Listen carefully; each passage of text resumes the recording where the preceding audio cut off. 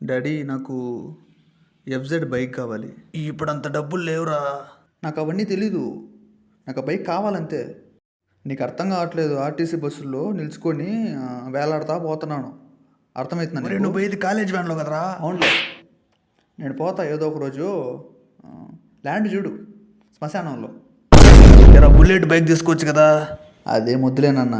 Splendor అని mileage బాగా ఇస్తుంది ఆ బైక్. డాడీ 1+60 అని ఒక కొత్త మొబైల్ వచ్చింది. ఇప్పుడు ఎగ్జామ్స్కి ప్రిపేర్ అవ్వాలంటే నాకు ఆ ఫోన్ కావాలి. ఒక 5,000 సరిపోతాయా? కాస్ట్ ఒక 30-40K మధ్యలో ఉంటుంది డాడీ. ఇప్పటికిప్పుడు అంత డబ్బు అంటే ఎలారా? అయినా నీకు బుక్స్ ఉన్నాయి కదా. ఆహా, అలా అంటావా? ఇప్పుడు ఆవులు గేదెలు ఏమైనా తీసి ఎలాగో ఎగ్జామ్లో నేను ఎలా ఫెయిల్ అయిపోతానో, నాకుండే టాలెంట్కి నాకు ఆ ఫోన్ కావాలి.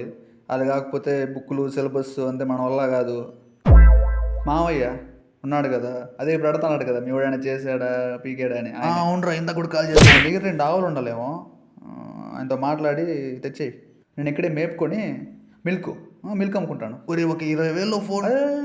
వద్దు, నేను మిల్క్ అమ్ముకుంటాలే.